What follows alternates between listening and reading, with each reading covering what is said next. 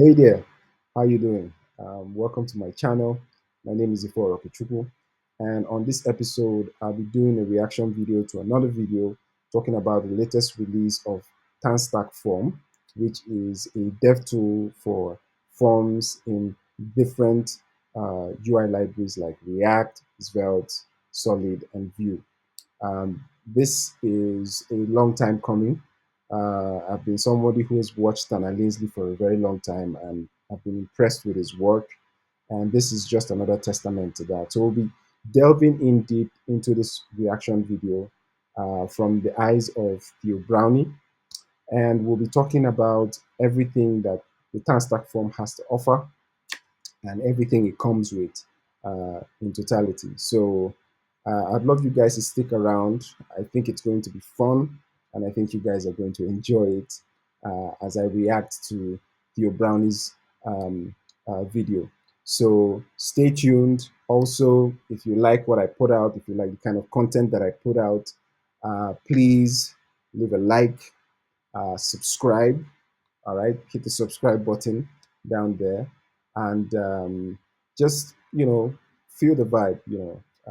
Just let me know in the comments what you think about today's episode. So remember, it's a reaction video. um, uh, there are probably going to be a lot of things that we're going to discuss, but I'll try my best to keep it brief, definitely. And yeah, stick around and don't go anywhere. Stay tuned. Be right back. Okay, here we are on the video, and like I told you, we're going to be having a reaction video to Theo Brownie's video, just talking about TANSTACK Form version 1.0.0. Looking into it, so from what we have here, it's headless, it's performant, it's type safe, form state management for all the major UI libraries: React, Vue, Angular, Solid, and Lit. Um, Again, TANSTACK is a household name when it comes to dev tools for the web front end, and I think also for mobile front end as well. But mainly for web front end, you have TANSTACK Query, which is widely used in, with React. You have TANSTACK Table. Again, I think you have TANSTACK Router, which is, catching on to React Router. So I mean, Tanner Linsley has really, kind of like outdone himself. And yeah, it's exciting to see that TANSTACK Form, is, now in, uh, in a very good standing. And it's actually production ready and can be deployed. And I think it has borrowed some things from Reactive Form.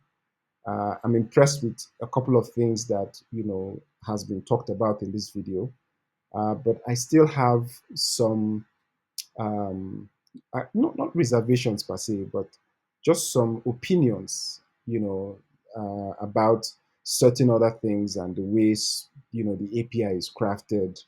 Um, yeah, let's just watch the video and let's see what's up. Okay. This is an exciting form library, okay? Doing forms has never been particularly easy, especially in tools like React. And as great as Yeah, I agree with that. Forms are crazy. There have been a couple of projects that have just led me to that conclusion that working with forms, especially when you have forms that have sub forms within them, or you have forms that have up to about 50 to 100 form input fields, and how you manage that and how you render that, and creating like a JSON based DSL for rendering forms with that much input, like up to 100 form input fields. It's really crazy. Forms are, crazy. And things like React Hook Form are, they're not modern, is the best I can put it. There have been so many improvements in everything from client server side behaviors to type safety to validation. I don't think I agree with that. Saying React Hook Form isn't modern, I don't know what he means by that. I think he might need to elaborate on what modern really means. Because, I mean, if you say React Hook Form isn't modern, what constitutes modern? Because I think that React Hook Form is kind of like the winner. Formic doesn't really come close. There's a lot of stuff with React Hook Form, as you can see here. There's a lot of stuff that goes into it. First of all, I love the fact that it's uncontrolled, and then you can uncontrolled by default, and then you can switch. Using the controller component, you can switch. To having like controlled inputs, form inputs, and all of that. I think this is pretty modern, if you ask me. Like, there's a lot. I mean, the DX is awesome, really awesome. It follows the HTML standard, right? Which is something that, again, React doesn't quite do well in following the web standards and keeping up with what the browser platform has to offer. So again, this is, I think this is as modern as it can get. Super light, yes, really performance because it's uncontrolled. You don't get that, whole re-render every time. I understand there's a difference between re-rendering and committing, re-render and commit phases in React, but again, I mean, if you don't have to disturb the VDOM every time someone hits a keystroke on a form input field, I think that's just awesome. Again, I mean, I don't think anybody can really argue with the performance, and all of that. Um, and it's adoptable and the UX is great. I can personally vouch for that. Um, yeah, this is it. Control forms, React Hook Form. I mean, and it does have subscriptions. They're very performant as well. Uh, it's faster mounting time. They are really, really great highlights. I think this is as modern as it gets. So I really don't know what Theo Browne is talking about. Uh, I'd really love to know what he means by modern. All right, let's continue. That React Hook Form is kept up with, but in their own words, it's been getting old for. Okay, so you're saying that's all good. I remember the first day when I released the library. It was exciting and full of joy. React Form is getting old for almost 4 years now. It's awesome to see more from libraries compete. Yeah, I think this is just being polite. I mean, I'm excited for TANSTACK Form, right? I think this is just, some uh, polite gesture, polite communication. Yeah. Um, I don't know about React Hook Form getting old. I think it gets the job done. I don't know about old, but I mean, I think the React Hook Form handle has more context into what old means than I do. So I don't think I would really comment much on that. For almost 4 years now. And this is a tweet from over 2 years ago. The React Hook Form guys built something incredible, and I will forever be thankful for them and their shepherding Exactly. of the ecosystem. But I'm also really fond of Tanner, as well as Crutchcorn, who's been helping lead a lot of these efforts. And after 2 years, TANSTACK Form v1 is finally here and ready to go. I want to play the video that Tanner made, but it has copywritten music, which means. Okay, again, that's Tanner Linsley. That's his X or Twitter handle. I've been a big fan. He's been a huge source of inspiration, really, for dev tools on the web front end. And yeah, he's put in awesome work. He has a lot of dev tools engineering under his tool belt, and he's put out some of the best tools that the front end community in general uses. So yeah, this is really great. This is really great stuff. I might get sued, and those bills are expensive. So we need to figure out how to pay those. As always, best bets probably going to be a sponsor spot. So we'll be right back. If you're anything like me. Okay, so just going to skip through the sponsorship point for this video, and yeah, I think we're going to come back and do talk about other stuff. So I watched this, and as much as I love Tanner, we don't need the AI slop stock footage that was used here. So we'll just read the launch stuff. TANSTACK Form, headless, performant, and type-safe form state management for Really excited for this. I really want to see, kind of like go deep into the details and, see what TANSTACK Form is really, really all about. I believe it's a great addition, to what's out there, Formic, Reactive Form. I think this is a great addition. And I think, there might be things in here that, can be used to better the form experience, especially with UI libraries like React, Vue, and others as well. TypeScript and JavaScript, but also for frameworks like React, Vue, Angular Solid, and Lit. Stop crying over your forms with a return to simplicity, composability, and type safety with TANSTACK Form. Sporting a tiny footprint, zero depths, framework agnostic core, and a granular type-safe API, TANSTACK Form is the perfect combination of simplicity and power that you need to build forms fast with peace of mind. Super excited about this, specifically the idea that this is the first form library that's really happened in the deep TypeScript era. Like, the first TypeScript era was having a types file in definitely typed. Second TypeScript era was embedding those types natively into your package so that you could use them to maintain things better. And then the final era, where we're on, I shouldn't say final, the era we're in right now is using inference and validation heavily to make type safety go beyond the function you're calling. Bit of history. It was nearly 2 years ago when I saw Tanner's Blue Sky post that he was working on a new project, TANSTACK Form. God, it's crazy. This was almost 2 years ago now. And fun history lesson here. Corbin was actually working on his own form management library, House Form, and joined almost immediately to help Tanner instead, and then became one of the lead contributors to TANSTACK Form and largely led the efforts. At the time, Corbin had House Form and was immediately enamored, fortunate enough to attend a hackathon that Tanner was also going. I think I'm just going to pause it right there. I think this is something that we don't have a lot of in the African ecosystem. As you can see, there's a guy named Corbin who joined Tanner Leslie in kind of like building, just hearing that he was working on something. And I think they both had kind of like, a shared vision. They realized that they both had a shared vision to create, like a better form library for, UI, libraries like React and all of that. And, this guy just joined the effort.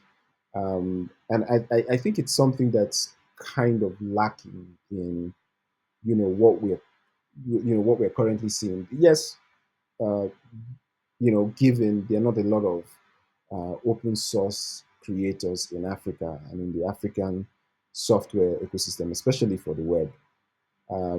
Yeah, you have a handful. You have, the Made in Nigeria, uh, you know, platform. I think, uh, you know, there's something in that. Um, how would you say? There's something in, to be said about,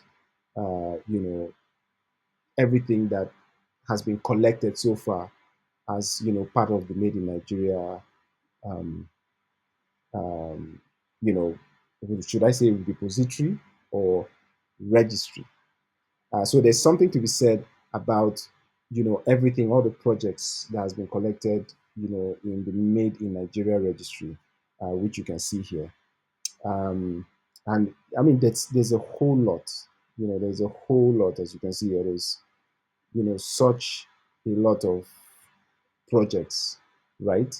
But I don't think that these projects really go very, like, have very long term, like roadmaps to make them better, to do, to help, make development a lot more easier. Um, yeah, there's some of them that do, right?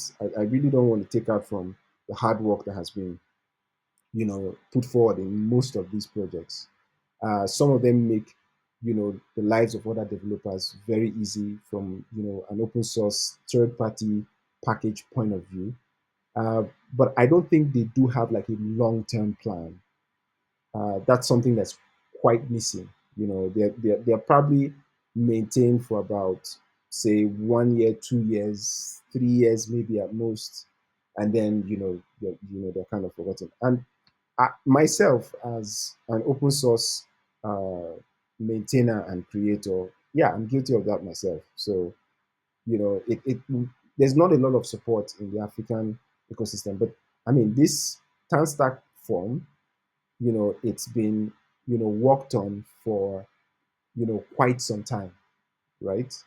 And yeah, um, uh, having that support, having the ability to be able to have people join in the effort, I think it helps with the longevity of and the success of the package. uh, and that's not something we have a lot of here in Africa, and it's something I'd really love to see going forward.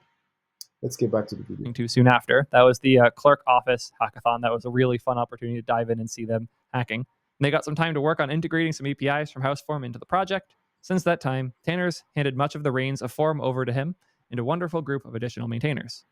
So what have they built? Features. One of the advantages of being in the oven for so long is that TANSTACK Form launches with a flurry of features that you can leverage day one. Here's a few. Type safety. Const form equals use form. Default values. Name, empty string. Age 0. Now you can render form.field with name, first name, and it will tell you that's not a valid field. Form.field name is name. Children is field number input. TypeScript will correctly tell you that name is a string, not a number. So this will error as well. Form field name age validators. You can even add a validator on the form field itself. So here we're going to make a change where it returns too young true on change if the value is less than 12. And now we have the number input, and TypeScript will correctly tell you that error map on change is an object, not a string. And here it will let you populate those errors. That's really cool. It's cool that this is field-based, separate from form validation. So this lets you embed something in the UI here while separately tracking the form validation. So here we have the user schema, has age, which is a number that's greater than or equal to 13, has a custom error, all using Zod. By the way, it works with all the standard schema compliant schema validation libraries, which is Zod, Valibot, and Archetype, and theoretically more in the future. I think the effect type thing will work here as well. You have use form, default value, validators, on change, user schema, form.field, name, age, children. That's it. Yeah, I mean, I think this is awesome. Having different levels of validation and being able to have or take advantage of type inference really, really well and really, really smartly. I think that's something that I really don't know about the children function prop, uh, which is, I think, operates kind of like a render prop. And I think render props are fine. Um, and yeah, I think overall, I think the API is very, very usable. Render props are fine, but I don't know about naming. I mean, maybe just call it render. I don't know about naming it children, and then it's basically acting like a render prop. So yeah. Anyway, I think it's still fine. It's still okay. Yeah, the API is really well thought out and really cool overall. There's even async validation. So we can handle this with an abort signal based cancellation, a validator, on blur async. And here, const current age is we fetch the current age on profile with the signal, and the signal is passed here so we can cancel and debounce during that. That's really nice to have that built in, so I don't have to do a bunch of work to pass a signal to do abort. It just has it baked in. Not only do we support multiple frameworks, as we mentioned from the start, we support multiple runtimes as well. Whether you're using React Native, NativeScript, or even SSR stuff like Next and TANSTACK Start, we have you covered. This is uncontrolled. Oh, this is cool. Um, yeah, because I think some time back, and I think Theo Browne is going to make reference to that. I think some time back, um, Dan Abramov filed in an issue and maybe I think a PR on React Native saying controlled inputs in React Native were kind of janky and, kind of like flashing text and also the caret inside it. And, the UX was terrible. And I think he filed an issue on the React Native repo. And I think also subsequently filed a PR. I'm not sure. I think so. I think he did. I'm not really sure about the PR, but I'm sure about the issue. And yeah, the UX is really not great for controlled inputs. Yeah, the fact that TANSTACK Form supports React Native and Native Script and all these other things, I think out of the box, I think it's awesome. I think it's really, really awesome. Old, right? Just to be 100% sure, Crutchcorn, that this in React Native isn't going to be a controlled input field. It is controlled. Someday. Okay, so again, I really thought, and this is why I like reactive form. Like it's uncontrolled by default. So controlled inputs, you have to opt in. That's the way reactive form works. You have to opt in into controlled inputs, and I think that's just the biggest sell for reactive form.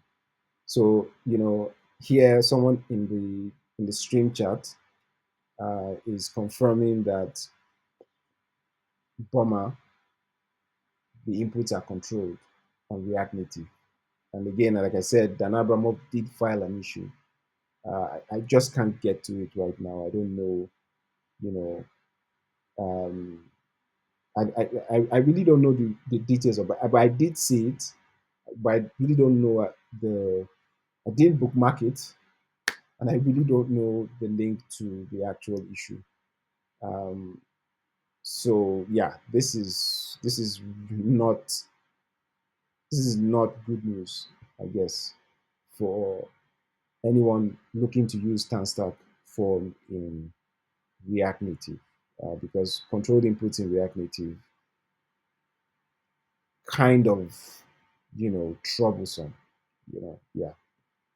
So, yeah, I guess there probably would be a way, that people could work around that, hopefully, for React Native. Yeah. Okay. Controlled is better for most things. It is much worse for React Native in particular. React Native controlled inputs are rough. I love when posts like I really don't think that controlled inputs, like, I get the appeal, really. I think I've spoken about this on X, in some tweets. I get the appeal, right, about controlled inputs because it fits nicely into the philosophy of React. State changes, the component re-renders, and because uncontrolled inputs doesn't like tie into the component re-rendering. So I think I get the allure, and I get why people would prefer controlled inputs. But I don't think uncontrolled inputs is that much of a bad idea either. People make it out to be this bad idea. I don't think it's that much of a bad idea. I think it's more of a trade-off, right? It's more of a trade-off. I don't think it's that much of a bad idea. It's more of a trade-off. And I mean, you can always, kind of opt in into controlled. I mean, if you're using something like React Form, you can opt in into control this if you really want to get, much more granular, benefits, or you want to feed the updates from the form and the keystrokes, that go into the form fields. You want to feed that into the React, lifecycle, or the React state tree, and feed that into how the components you render. You can always even do that. You can lock into that. But I think for most straightforward forms, something like a login form, for example, I don't think login forms should be controlled. Very simple forms, I don't think they should have controlled inputs. I think uncontrolled is okay. So I really don't get this thing around, oh, uncontrolled inputs are kind of like, so it's like, we don't do that here. I really don't get that. I think there isn't really that much of a downside to uncontrolled inputs. I think they are fine for very simple. Yes, maybe for complicated forms, you might prefer controlled inputs, but I think for simple forms, I think uncontrolled inputs is totally fine. That's just my opinion, anyway. Like this exist. They're so helpful in understanding the intent of the authors. There's a philosophy post on the TANSTACK Form docs. These pages are great. I would have been so much dumber talking about StyleX if it wasn't for the Thinking in StyleX page that described why this project exists. This rewired my brain meaningfully. And I'm excited to see the philosophy page here. Every well-established project should have a philosophy that guides its dev. Without a core philosophy, development can languish in endless decision-making and have weaker APIs as a result. This document outlines the core principles that drive the development and feature set of TANSTACK Form. Upgrading unified APIs. Yeah, I love philosophies. And I think every project should have philosophies, whether it's a third party, open source library like this, or even a greenhouse project for a company, like, building like a fintech solution or an edtech solution or some kind of solution in e-commerce or commerce tech or, whatever it is. Philosophy is great because it helps you build um, and create better contracts, APIs, modules, all that stuff in general. So yeah, good stuff. APIs come with trade-offs. As a result, it can be tempting to make each set of trade-offs available to the user through different APIs. However, this can lead to a fragmented API that is harder to learn and use. While this may mean a higher learning curve, it means that you don't have to question which API to use internally or have higher cognitive overhead when switching between them. I think I agree, but you have to be careful because if you're not, this is also how you end up with the use effect problem, where use effect has two explicit arguments where you have the function you pass it and the array. If you don't pass the array, it behaves entirely differently in a way I would argue almost no one ever actually wants. But there's a third implicit argument where if you return a function in here, you can console.log cleanup, and this gets run when this gets cleaned up. Well, it won't because I forgot to put an empty array here because an empty array behaves entirely differently than opting out of the argument. This is an API that works for a lot of different things. In its current state, this is being used as an on mount. So console log on mount, and then here it's unmount. This is useful, but if we put a value here, it behaves entirely differently. If we don't put an array here, it behaves entirely differently. This is one API that does too many things. So you Yeah, I think I agree with Theo Browne here. I think when you have when you're trying to make a simple API that has great DX, very approachable and accessible developer experience, and you're trying to make that API highly reusable, I think these two things are at odds with each other. Um, Trying to make an API highly reusable and also trying to still have it be simple and accessible and have great DX. Those two things are at odds with each other. And yeah, great example. Use effect is supposed to be at I think two or three APIs. Like it's supposed to be split into two or three APIs. And I don't think it was going to do much in terms of cognitive overhead. Um, uh, and I think that uh, again, upgrading unified APIs, it's tempting. What it says here in the docs, it can be tempting to make each set of trade-offs available to the user through different APIs. Yes, I think you can do that. You can split the APIs, and use effect is a very great example from Theo Browne. You can split the APIs if it's not being it's no longer simple enough to use like the unified API, because use effect is a unified API, right? Which is supposed to be three different APIs, two or three different APIs. So sometimes when you mash everything together in one unified API, it can be problematic, as is the case with use effect. It really can be problematic. And then, of course, prematurely splitting the APIs can also be problematic. So yeah, it's you have to work a fine balance. It's a trade-off.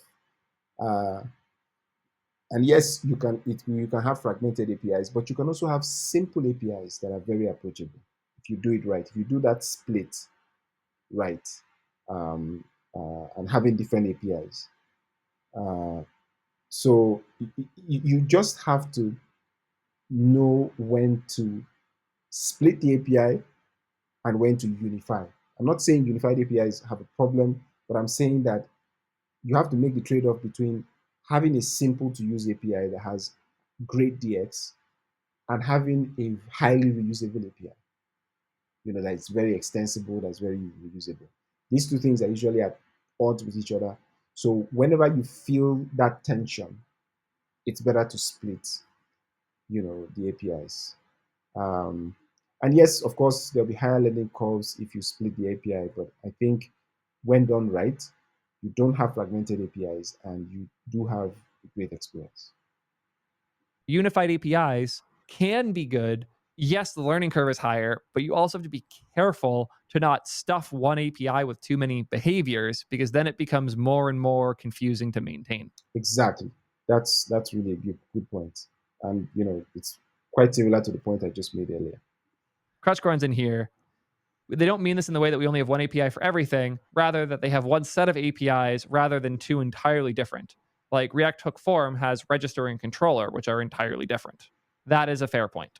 It's a tough line to walk, and thus far, it seems like you guys walked it very well here. I just wanted to call out that it's a thing you have to be careful with. You can't just stuff everything into one API and expect it to work. Use effect probably should have been three APIs. Back to the philosophy, there's a lot of good here. Forms need flexibility. TANSTACK Form is designed to be flexible and customizable. While many forms may conform to similar patterns, there are always exceptions, especially when forms are a core component of your application. Yes, I'll never understand people who were convinced Formic was the end all be all solution. Formic was very much the provider of the components that you used. And if your stuff didn't fit their way of doing it, good luck, have fun. I also like the call out of without the tears. Stop crying over your forms. It's interesting that we all cry with forms because they are rough. Yeah. Formic was not the right abstraction, and there's a reason that its creator is deep in AI land now. Formic was not meant to survive. I don't even think he recommends it anymore. Yeah, we need flexible forms. I'm thankful they went this route. As a result, TANSTACK Form supports multiple methods for validation. You can do timing customizations, where you can validate on blur, change, submit, or even on mount. Validation strategies, where you can validate on individual fields, the entire form, or a subset of fields. Custom validation logic, where you can write your own validation using libraries like Zod or Valibot. Custom error messaging, obviously. And async validation. So if you want to do some asynchronous stuff like debouncing or handling it on a server or running something that's complex enough that it needs async behaviors, having all of that with one API is actually really, really cool. Yeah, I think I like what TANSTACK has introduced here. Um, I think the timing customizations on validate on blur, on change and submit. I think that's already present in like React hook form. As we can see here. So in the use form hook, you have this, you have validation strategies before submitting, and also revalidate mode, validation strategies after submitting. And yeah, I mean, you can see on change on blur, all. So yeah, React hook form has this, but I think that generally um, there are additional stuff like validating on individual fields or on the entire form. I think that's really cool. There's also validation with things like Zod, Valibot, archetype, and I think this is really interesting. This async validation, uh, like making a request to the server side and validating there, and then bringing everything back to the client side, especially for things like RSC, React Server Components, I guess, and also cancellations too, handling some cancellations, on the side of, async validations. So yeah, I think this is a really nice addition. I don't think React hook form kind of shares much of this stuff in terms of like validation and all of that. So yeah, I think it's cool. Yeah, this is thumbs up to TANSTACK Form. This is a cool addition. All right, um, let's continue. Controlled is cool. Okay. I agree. If you can do controlled, it's good. But in React Native, controlled inputs are rough. They do call it React Native here specifically because you don't have to worry about the lack of a DOM because you're not reading from a DOM elements ref, which is how you do uncontrolled inputs. I should probably show what I mean by controlled versus uncontrolled. Quick overview on controlled versus uncontrolled. Thank you, T3 Chat, for generating this. This is a controlled example. This form has its state, name, set name, all as a use state empty string. Handle change sets name to be the target value. And then we have on the input here, on change is bound to handle change. So whenever a change occurs, its value will be stored in the state and its value. Again, I think I'm just going to have to push on here. I think for most people watching this particular episode, I think we all know what a controlled form and uncontrolled form looks like. Control form is not control. It's controlled by React use state and all of that. On the unchanged handler, you have set state, and then you have the value prop that maps to also what you have on set state here. And you have you make use of a ref, and you're not really using React use state. So I'm just going to push past all of this just very quickly so we can talk about. Native in particular to have a good library that doesn't do this. I'm sure in the browser it's not only good, but probably better than any alternatives. This is why they think going controlled makes sense. It's predictable because you can predict the state of your form at any point in time. It's easier to test. It works without a DOM. It has enhanced conditional logic, so you can show hide fields based on form state, stuff like that, as well as debuggability. It's so much easier to debug when all the state lives in React. Yeah, I think that predictability, being easier to debug, non-DOM support. I think this is you can't argue with this when it comes to like controlled inputs. I think it's straightforward, and these are truly the advantages. But I think with enhanced conditional logic, I think these are things you can already achieve with CSS right now, where you can show and hide form fields, based on the state. Um, yeah, I think these are things that um, kind of already happen. You can actually use a ref and using something like class list, set up enhanced conditional logic, to hide and show certain fields, based on what what the form state is.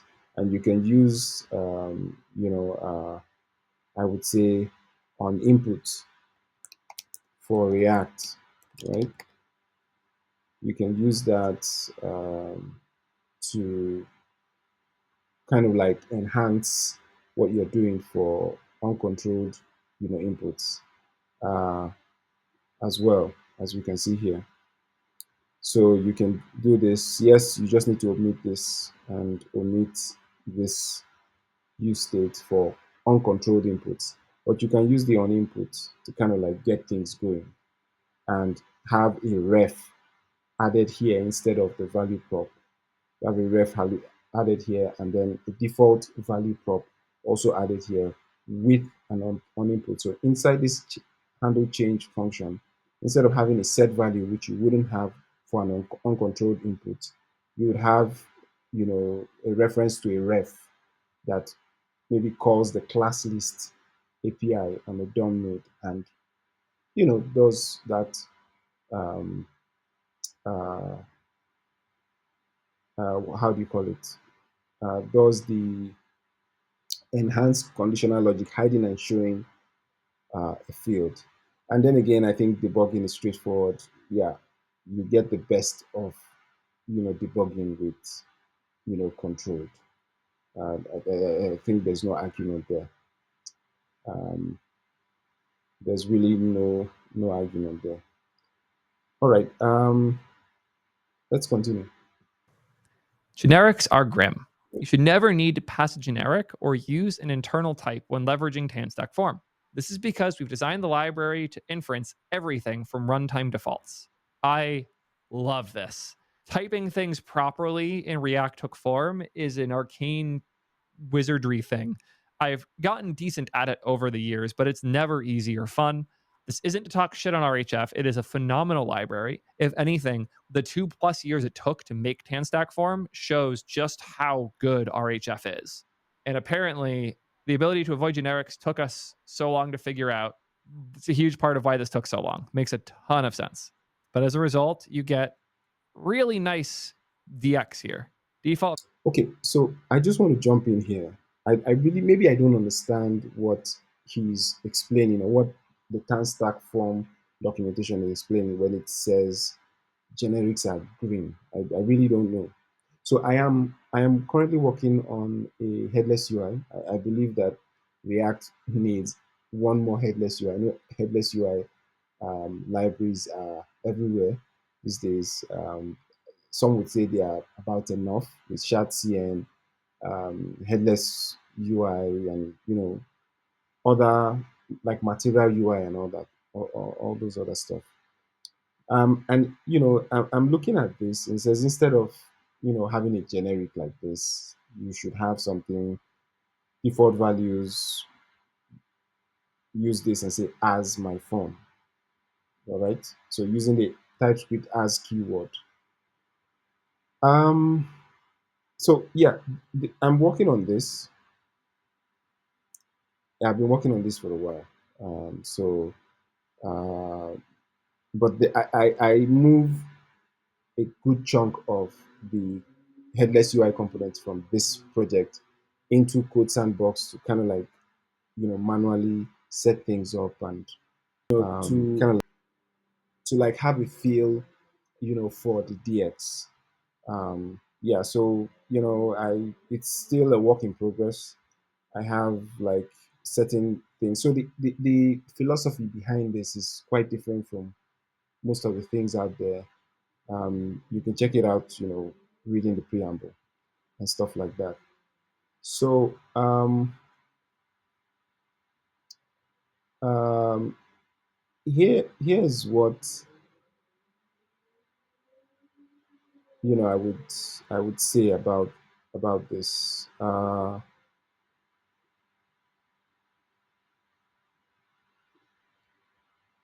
So yeah, this is where I kind of like this is the code sandbox where I kind of like set things up, and this is a a custom headless UI component that I built called context form. And you can see it takes in a generic here. But then what I'm doing is I'm saying type of form options. So this form options is what you would normally pass to React Hook form. Again, before I go far, this thing which I created myself, which is a headless UI component for the library I was talking about, or I was showing earlier, is based on React Hook form, as you can see here. So it's based on React Hook form. And you can see use form here. So you don't actually need to call use form. It calls use form for you, as opposed to, what you have here with ShardCN, where, in setting up a form, you still have to call use form yourself and set up, all of this, um, by yourself. Something like this, you still have to do this, set up the schema, set up use form here, and then also set up the form, and the handler, and the form item, and the form label, form control, form description, and all this. And then you also have to set up like a button, yourself. But you don't have to do that with what I'm working on. So if we go back to Code Sandbox, you'd see that this component takes in a generic based on what you get from React hook form, and it passes that same generic down to use form here, right? And then you have all this other stuff, and all of that. But let's go back to this. So what we're doing is we're getting this from default values, right? And you can see that on submit, the data already carries that same type. Okay. Now, if we go up to where we define form options, which is here, I'm just using React Memo to just maintain a stable reference for this. Since I pass form options as a prop, I just want to maintain a stable reference. In React 19, you probably don't need to use memo at all. So I can come in here and say as record, and I can say string. This is just something that would balance everything. Okay, so something like this. So I can do this. So this is default values, and I have this, and yeah, you know. So everything is set up, and can you see that it takes what I set here, and if I go all the way down back to where you have the context form, you can see data just updates, right? And this updates to the type I just defined. So I really don't understand when it said that generics are green. You know, um, I really don't know what is meant by that. Um, I guess maybe there's something that I'm not getting from the whole thing. Especially when it says, "Oh, don't pass," the type as a generic. Just set it up on the on the actual definition for the default values, so that you can just get kind of like the runtime type, instead of having to set up the type manually and update it manually every single time you make a change to, like, maybe the default value set, and all of that. So yeah, maybe there's something I'm not getting from that. you know I guess maybe there's something I'm not getting, but I don't think generics actually create any real, like, drag or real issue that you know would maybe make things a little bit cumbersome for anybody working with this. I really don't see the benefit of maybe switching this to this, because I mean I just showed that you can actually work with these two and it can still be fine. But maybe I'm missing the point. Maybe there's something here from the TANSTACK form documentation that I'm not getting. So anyway, uh, let's keep. Values name, bill, age 24 as my form. So this is a type that has been defined so that you can add additional things that maybe aren't encoded in these default values. So if you have fields that aren't here, but you want to include them, make a type my form, as bind it there, good to go. One of the main objectives of TANSTACK Form is that you should be wrapping it into your own component system or design system. To support this, we have a number of utilities that make it easier to build your own components and customized hooks. Interesting. So you also have the option to create your own use app form hook using their create form hook helper, so that whenever you call form.field, it will use the component that you've already built for it. That's really, really cool, actually. One more huge thing that most of these solutions don't really consider is the front end back end relationship. And I am so hyped to see them take this seriously with TANSTACK Form. They have a first class app router integration. So here they're importing from the Next.js package for form options here. They create form options. And now we have a use server file, which means this is going to create a server validator. Here we're exporting the async function, some action. We don't know what the previous state was, but we know form data, second field. We try, await, server validate, catch. If we get an error, we return the server validation error. Otherwise, we throw. Now we do whatever we want. Where this gets super cool is when we go into our client component State comma action is the use action state React hook. I don't have the time to dive into that one here just yet. We have use form, and the use form call allows us to transform the state using our state call from this use action state here. We have form errors, which are use store. This is, I'm assuming, where's use store coming from? Nowhere. Grr. Keep your examples up to date, guys. I get it. There's a lot of code in this repo. Yeah. So you have the use store call, form.store, form states, form state.errors. That's how we get the errors out. Form action, action as never. Gotta love fighting these types. But the benefit here is now we have the action that comes from our server-side code, all as a first-class citizen, letting us import a backend function in our client component, bind it to a form, validate each of the fields on client, but also handle all of these edge cases on server. That relationship between the client and the server side has never been stronger. Apparently, the as never was only here because React 19 hadn't shipped yet. Now that it has, it's not even necessary anymore. So convenient, so clean. Yeah, the only binding here is the on submit to form.handle submit. And if that wasn't to get hit because, JS hasn't loaded, the action will take over and still behave totally fine. Okay, so I think this is exciting. I think the fact that TANSTACK Form has kind of tightly integrated with some of the new hooks for form management or form state management that React 19 has released, like use form action, or I think use action state. Yes, if I'm being correct, I think it's use action state. Yeah, use action state. So which is what you have here. So yeah, it's the fact that TANSTACK Form works with this is really really cool. It means it's forward facing.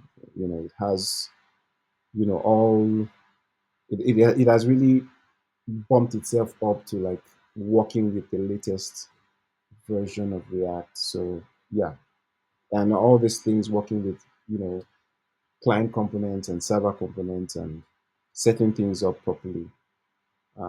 Yeah, it's really great. It's really really good to see um, all this happening. So I'm really excited for what TANSTACK Form V1 really has to offer. But that's like the only on submit code that has to exist. And technically it's optional, which is really, really cool.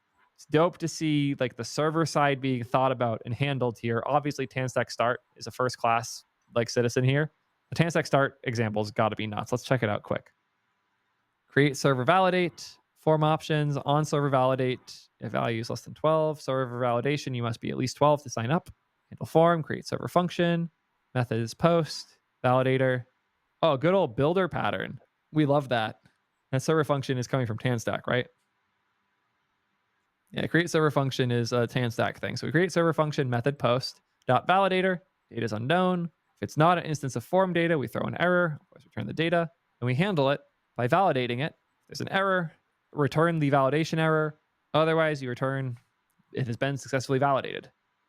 This is so clean. A builder pattern for creating a server function that feels a lot like, the thing I love doing with TRPC right there to create a function that is then super easy to use. You just have a way to grab the form data from server validates response using another server action. Yeah. Create server function get handler. This I'm a little more confused about. But the important part here is we create the route. We have our home. Use the loader data to get that default state. Const form is use form, form options, transform in a form library with the form options and the use form hook. I'm scared to think of how many times I've said form in this fucking video. Anyways, form errors, same deal. This is super clean. Like, how is this all of the code to bind the front end to the back end with proper form validation and management? In this one, as I said before, no on submit because it's not necessary because we bound it via the handle form.url call here. It's just all handled now. It's so good. And if you had the custom fields so you didn't have to do the syntax here, it'd be even cleaner. This is going to allow for actual maintainable form code for the first time like ever. And I'm genuinely really, really hyped about it. Here we have a simple form. God, the syntax is actually really, really nice. Use form, default value, first name, last name, on submit, console log, simple form example, form has an on submit on it. We do all the classic prevent default, stop propagations, and then finally form.handle submit. We have form.field, has its own custom validator here. If no value, then we have the error of first names required. If it's less than 3, first name must be at least 3 characters, otherwise undefined. Cool. Avoid hasty abstractions. Render props are great. I agree. So we have field here in children. This has all of the data. Field.name, which is the name of the given field. Label HTML4, field.name, first name. Input, ID is field.name. Name is field.name. Value, field.state.value. On blur, field.handle blur. That is cool.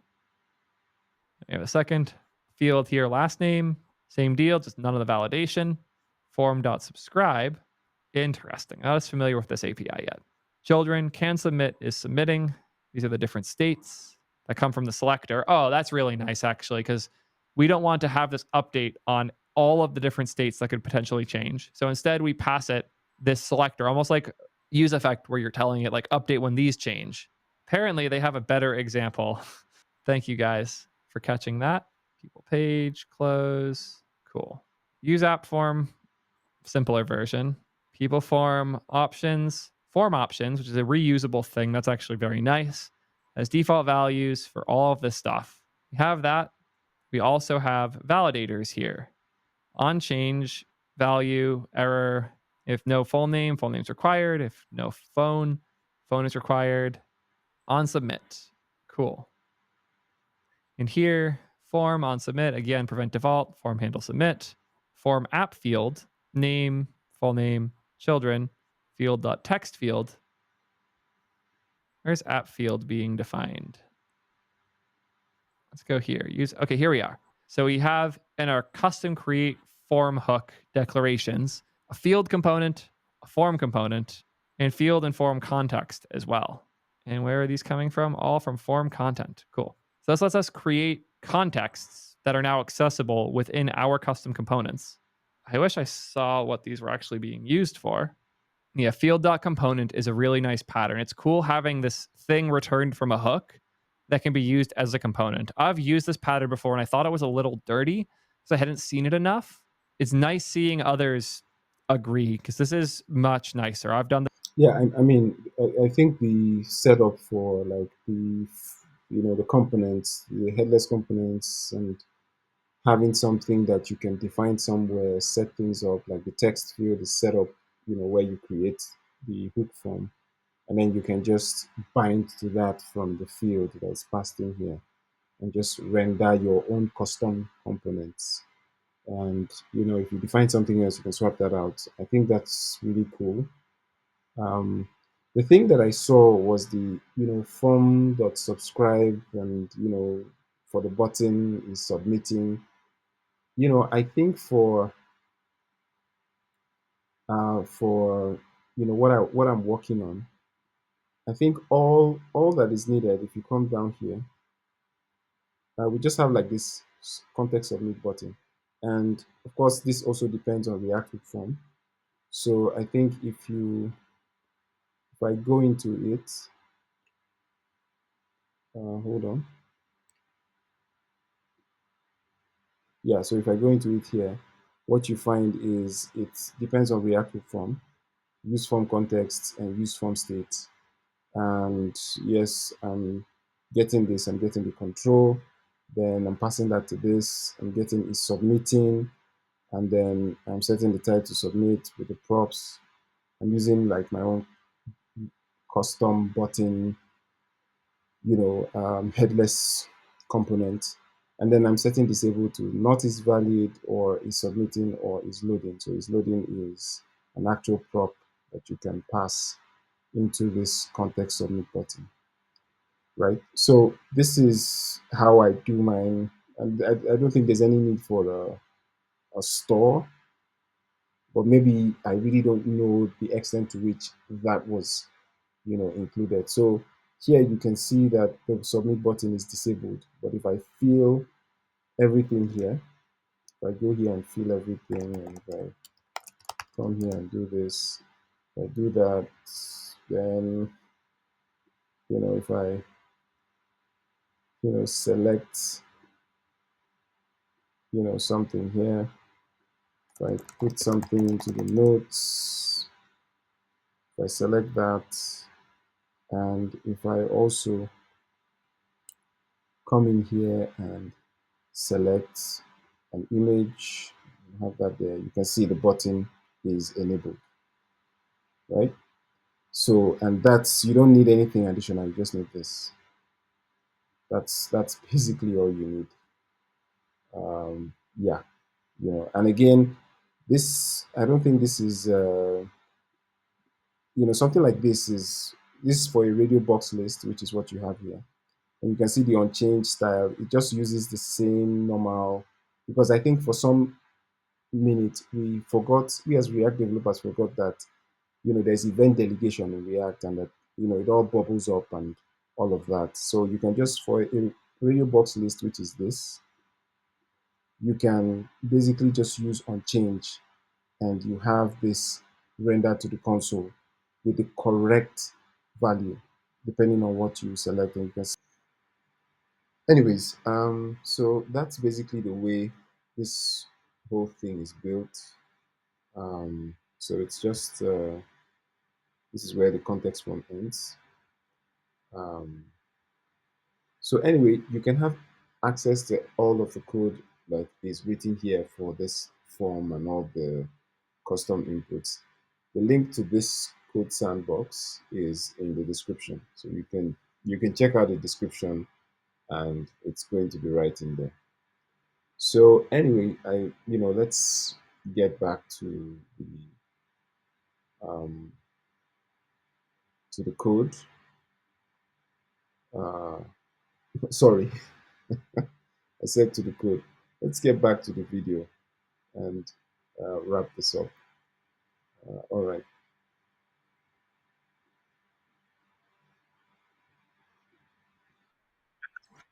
Nicer. I've done this funny for form stuff in the past. I think this is really good DX. Okay, so fields can call the use field context hook, which is where things like the state value come from, which lets you write a generic field like this. So now this text field can be reused all over the code base however we want to for whatever we're building.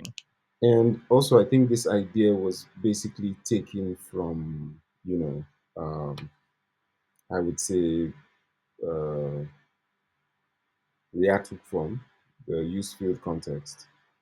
But this is specific for the field, but React Hook Form has use from context. But I think this still works, especially for the field, so it keeps things focused. So it's just for this particular field in question. So yeah, I think that works. Very composable too. Yeah. And this custom text field definition can be accessed whenever we want now, whenever we call this form builder. And the field and form context are the things that populate this value when you call it. That makes more sense. Formed up app field, name first, name children. Yep. Notice app field instead of field. App field that provides the required context. That makes sense. It not only allows you to reuse the UI of your shared components, but retain the type safety you'd expect from TANSTACK Form. Typo name, and you'll still get a TypeScript error. Love that. They're using TANSTACK Store to power the update so that it doesn't have to re-render aggressively whenever things change in the context layer. That's very nice. App field solves many of the problems with field Okay. boilerplate I and also reusability. see that there's, you can have pre-bound fields, and also you can have pre-bound form components, right? So and that splits the whole thing into two different groups. So you have use field context and use form context. And yeah, that's really awesome. Like, that's really cool. Um, wow. I'm really I'm really beginning to get the hang of TANSTACK Form, and I'm really beginning to see that I think it holds a lot of promise for the future of forms in React. Yeah. It doesn't solve the problem of form boilerplate and reusability. In particular, being able to share instances of form.subscribe for, say, the reactive form submission button is a common use case. So form.subscribe is disabled when submitting is happening, has a label. You want to be able to use this button in multiple places. What's cool here is the But form component for also, I'm thinking, isn't this syntax form.subscribe, then you have a selector pulling out something from a store, then you have this function child before you can now render, something to it. So, I don't know. I don't know. I think, I don't know. I think this whole GSX syntax is a bit much.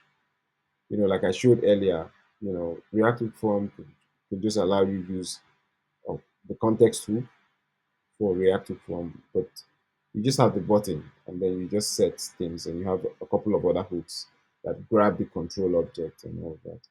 But I think, I mean, it's not that bad. It's not, it's not. I don't think it's a showstopper, and it's not the end of the world either. So it's cool. subscribe button can be passed. Now we can call form.subscribe button, label submit, and that will handle submissions for this form correctly. That is actually really, really nice. Breaking big forms into smaller pieces. Sometimes forms get very large. It's just how it goes sometimes. Yeah, so many of these libraries haven't been considerate of this. React Hook Form tries to, but splitting up a React Hook Form thing into multiple components is just not great. TANSTACK Form supports large form as well. It's never fun to work with hundreds or thousands of lines of code long files, or God, 1,000+ line component. I've been there. Their solution is the with form hawk. So we define child form here with form. These values are only used for type checking and they're not used at runtime. This allows you to triple dot form ops with form options without needing to redeclare them somewhere else. Optional, but adds props to the render function in addition to form. So we have a title, defaults to child form. And here we have form and title, p title, form app field, name first name, field, text field. You get the idea. We pass form automatically by this with form call here. So now we know the render has access to form as one of its props, and we can write the component and do what we expect to there. All totally fine. Notice that there are 0 type defs here because all of this is inferred. That's what makes this really nice. Doing something like this in React Hook Form would have been hellish with the amount of type definitions you'd have to write. No type defs here. None at all. This whole thing, actually, this whole file example here, this is vanilla JavaScript. There is no types in here at all. This would work just as well in JS as TS as long as you have a decent editor setup because it's using inference properly. Inference is really good. Having to define your types everywhere fucking sucks. Now you don't have to. Now you can have a child form, pass it the current form, handle the subfields, and it just works. Why a hawk instead of a hook? While hooks are the future of React, hawks are still powerful tools for composition. In particular, the API of useForm enables us to have strong type safety without requiring users to pass generics. Is this supposed to be useForm or withForm? It should be withForm. Small typos. Why am I getting ESLint errors about hooks in render? ESLint looks for hooks in the top level of a function, and render may not be recognized as a top level component. Annoying. Tree shaking form and field components. Oh boy. While these above examples are great for getting started, they're not ideal for certain use cases where you might have hundreds of form and field components. In particular, you may not want to include all of your form and field components in the bundle of every file that uses your form hook. The fact this thinks out these giant code bases is really nice. If you're not familiar with what Tanner did before Tanner went full-time open source, his main project was Nozzle, which is a really complex dashboard for managing everything about your SEO for your enterprise products. This is not an easy product to build. It's a big part of why most of Tanner's tools exist now, because he was the lead, if not at times the only front-end dev at Nozzle, and he had to build everything to handle a code base as big, complex, and state-heavy as Nozzle. That's why he built things like React Query. That's why he built TANSTACK Router to make it easier to manage the URLs and know that all of the right things are being passed to the components in the right way. That's why he made TANSTACK Form, because the amount of different form fields on a page like this is enough to drive someone mad. And if your code base is big enough to really benefit from these, it's also big enough that you don't want to load every single field and every single component for every single form on every page with a form. Now you don't have to. You can just call lazy in suspense here and it's fine apparently. Deal function text field, lazy from React. Text field is a lazy import now. We can pass it here as normal and it behaves totally fine. So nice. Here's a nice, simple example. We've defined our custom text field, which uses field context in order to bind its input. We have a subscribe button, which is a reusable, just like text field, uses form context, and it has the selector for is submitting. And now we can use that to disable or enable the button here. Super nice. We have our custom app form here with the different field components and form components, as well as the context. We define form options to be used in multiple places. Now we have this child form, which dumps form options as part of its with form call. Also has a prop for its title. And now we have the render, where we'll render the title, as well as the app field with the name first name. And its child will be field.textField, the custom component that we defined. Form app form, same deal. Form.subscribe button, label submit. All works as expected. And then rendering it is real simple. Use app form, dump the same form options, child form, form equals form, title equals testing. So now that overrides the title and everything behaves as expected. That is super nice. Do you need to reuse the state like default values? Yes, then use form options. Well, No, you need to the thing I wanted to just chip in was I think the support for tree shaking, another super addition, like another really, really good reason to, check out TANSTACK Form.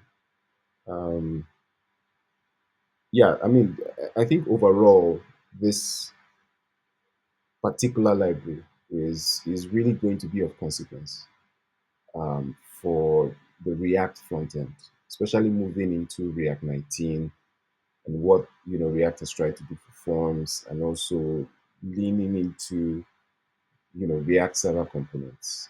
I think this library, version 1 and above for this library, TANSTACK Form, is really going to be of consequence. Um, let's just see uh, what more we have here in the video. use custom validation functions? Yes. Wrap use form hook into custom app. No. Do you need to reuse custom UI components? Yes. Create hook forms. No. You reuse the whole subsections? Yes. With form? No. Form subscribe. I like this a lot. A flow chart to help me decide which API I need to use is a really nice thing to throw into my company docs so that we do this correctly. Great. It's rare that a library comes out with all of these resources already created day one, and it really helps with the adoption here. I haven't used it yet, but I can say just looking at this pretty confidently, this is the thing we should look to as our default form library in React going forward. I genuinely can't imagine using another form library now. And huge shout out to the team, by the way. I've been bugging them for a while, and every time I was bugged, my answer was a default. By the way, I'm waiting until they tell me it's ready. And I got the DM yesterday from Crutchcorn. Hey, Theo, now's the time, with a link to the announcement. If they took 2 years to tell me that, now is the time. Give this library a shot. I am so hyped. I will absolutely be using this in the near future. And if something burns me, you guys will hear about it. But I would be very surprised if I had any problems that didn't get fixed within hours of me reporting them. I know how Tanner and his team work. They work really, really well. So once again, shout out to Crutchcorn, shout out to Tanner, shout out to everybody else working on this. And one final shout out to the React Hook Forum team for being so supportive every step along the way, for not pretending that there isn't opportunity for people to innovate further, rather seeing these things, supporting the community efforts, and continuing to maintain a library that will be used in millions of apps for all of time. As Crutchcorn just said in chat, the TANSTACK Forum team loves the React Hook Forum team. We shouldn't see this as an either or friends versus enemies. This is an attempt to take the lessons RHF taught us and push them and push the limits of them in a fully type safe world. The level up going from Formic to React Hook Forum was unbelievable. There's a reason we all moved over. I'm excited to see if TANSTACK Form in practice has a similar level of, oh shit, this is way better.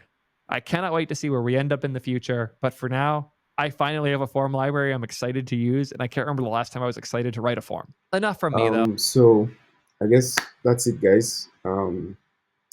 A full reaction video to um, the TANSTACK Form version 1. It's just released. You can go on npm, you can get it.